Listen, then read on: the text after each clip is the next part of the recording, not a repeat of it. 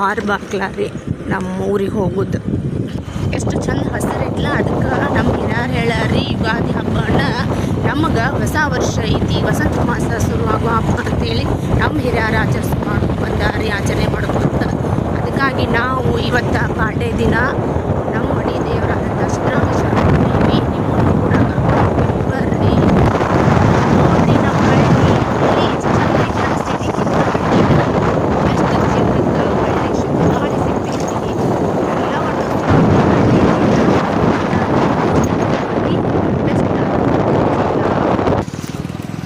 ನೋಡ್ರಿ, ಇದು ನಮ್ಮ ದೇವ್ರದ ದ್ವಾರ ಬಾಕ್ಲ ಸಿದ್ದರಾಮೇಶ್ವರದ. ಬರ್ರಿ ನೀವು ನಮ್ಮ ದೇವ್ರ ದರ್ಶನ ಮಾಡಿ.